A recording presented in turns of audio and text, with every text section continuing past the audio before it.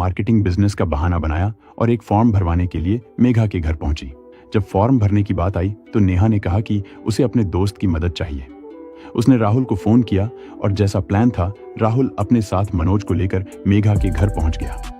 घर में घुसते ही मनोज ने बिना देर किए पिस्तौल निकाली और मेघा पर पास से गोली चला दी। ये गोली राहुल ने चलाई थी, वही राहुल जो कभी नेहा के साथ शादी और अमीरी के सपने देखता था। गोली लगते ही मेघा की मौके पर मौत हो गई। गोली की आवाज सुनकर अश्लेषा और उनकी नानी दौड़कर कमरे में आई।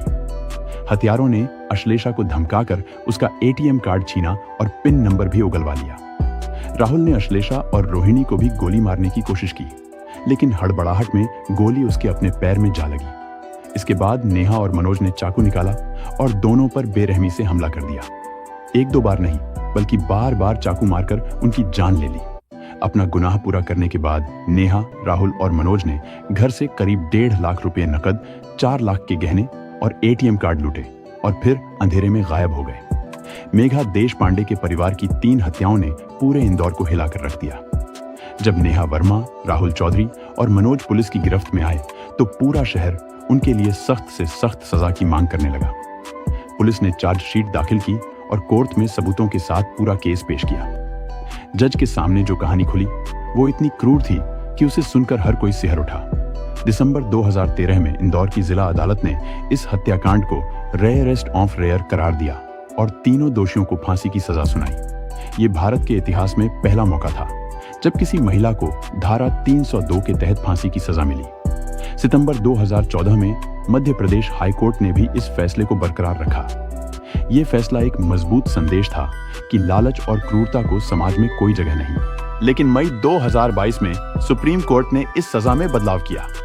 कोर्ट ने माना कि अपराध भले ही जघन्य था, लेकिन दोषियों के सुधार की संभावना को पूरी तरह नकारा नहीं जा सकता।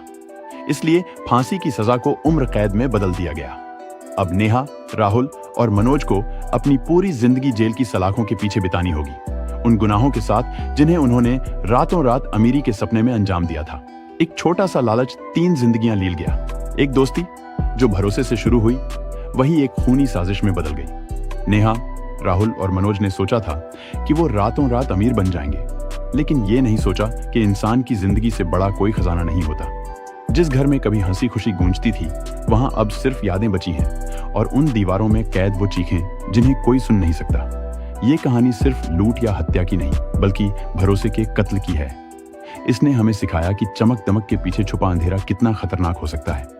आज नेहा, राहुल और मनोज जेल में अपने हर पल को गिन रहे हैं, लेकिन क्या उनके 75